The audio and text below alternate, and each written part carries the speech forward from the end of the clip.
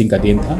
और जब मैं अपने इलाके में जब मैं ट्राइबल इलाके में भ्रमण कर रहा था या वोट के सिलसिले में जब जा रहा था, तो वहाँ भी लोगों ने मुझे कहा कि क्यों ना हम इस बार ये इलेक्शन तो आपका तो नहीं है, जब आपका चुनाव आएगा हम निश्चित तौर पर वोट डालेंगे, इस बार हम श्रद्धांजलि के रूप में वीरभद्र सिंह की धर्मपत्नी को वोट देना चाहेंगे। वहाँ पर ये प्रमुखता से विषय उठा था। मंडी संसदीय सीट पर मिली करारी शिकस्त की पोल खुद सीएम जयराम ठाकुर के मंत्री रामलाल मार्कंडे खोल गए। कहा कि उन्होंने तो चुनाव अभियान में ही हार को सामने से भांप लिया था। लोग वीरभद्र सिंह से प्रभावित थे। राजा साहब के काम की खुले दिल से तारीफ कर रहे थे, इसीलिए प्रतिभा सिंह जीत गई। बीते शनिवार को जब रामलाल मार्कंडे और महेंद्र सिंह ठाकुर की फोन की घंटी बजी, फोन की दूसरी तरफ से जेपी नड्डा का बुलावा था। आनन फानन में दोनों मंत्री दिल्ली के लिए रवाना हुए। इधर कार में बैठे दोनों मंत्रियों की धुकधुकी बढ़ रही थी, तो उधर शिमला की सर्दी में सियासत की गर्मी बढ़ गई। मंत्रियों की धड़कनें तेज हो गई। सभी अपनी कुर्सी की सीट बेल्ट कसकर बांधकर बैठ गए। कहीं दिल्ली से आने वाली सूचना से उनके कुर्सी के पाए ना खिसक जाए। मार्कंडे और महेंद्र तो बीजेपी प्रेसिडेंट जेपी नड्डा से मिलकर आ गए। तब मैं ट्राइबल इलाके की बात कहना चाहूँगा। ट्राइबल इलाके में स्वर्गीय वीरभद्र सिंह जी का बहुत नाम था। उन्होंने हमारे वहाँ एमपी भी रहे हैं। उन्होंने बहुत जनजाति इलाकों में बहुत ज़्यादा काम किया है। अगर हम ट्राइबल इलाके के अधिकारी जो पूर्व में अधिकारी रह चुके हैं, आप चीफ सेक्रेटरी से लेकर कितने ट्राइबल सेक्रेटरी चीफ सेक्रेटरी बने, कितने डीजीपी ट्राइबल इलाके के रहे हैं, वो सारे ट्राइबल इलाके के बहुत ज़्यादा। लेकिन फिलहाल पर्दे के सामने कुछ हुआ तो नहीं है, लेकिन जो कुछ सीएम के सिपर सराहा कह रहे हैं उससे कुछ बड़ा उलटफेर होने की आशंका है। खुद मार्कंडे के विधानसभा क्षेत्र से राजमाता को भारी लीड मिली थी, जिसे वो चाहकर भी मीडिया के सामने छिपा नहीं पाए।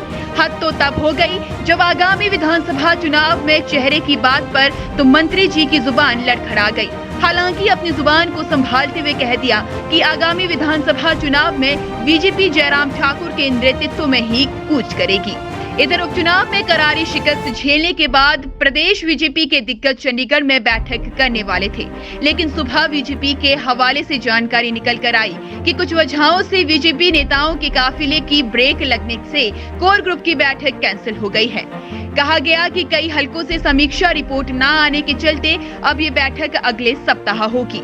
कोर ग्रुप की बैठक में बीजेपी प्रदेश अध्यक्ष सुरेश कश्यप, सीएम जयराम ठाकुर, प्रदेश बीजेपी प्रभारी अविनाश राय खन्ना, सह प्रभारी संजय टंडन, संगठन महामंत्री पवन राणा और पूर्व सीएम प्रोफेसर प्रेम कुमार धूमल व शांता कुमार शामिल थे।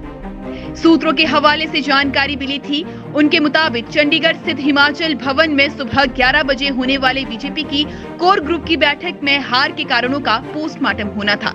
बैठक से पहले बीजेपी ने उपचुनावों में हलकों के प्रभारियों, मंडल व जिला अध्यक्षों, प्रत्याशियों के साथ साथ पदाधिकारियों से रिपोर्ट तलब की थी। कोर ग्रुप की बैठक के बाद अपनी रिपोर्ट पार्टी आलाकमान को सौंपनी थी। प्रदेश प्रभारी खुद इस रिपोर्ट को लेकर जेपी नड्डा के पास पहुंचने वाले थे।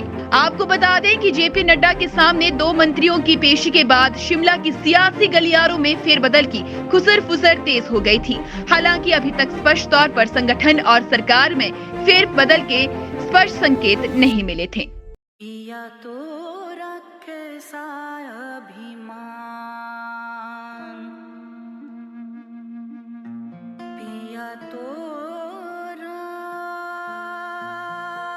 बीती यादों से नाता सहेजना सीखा,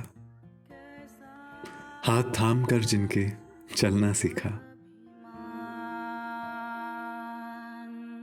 गिरने लगती जब तो उनसे संभलना सीखा।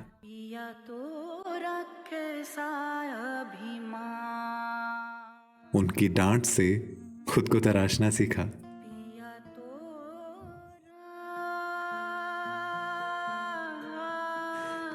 घर से दूर होकर भी दिल को हमेशा यह एहसास रहता है, उनका प्यार और फिक्र हमेशा मेरे साथ रहता है।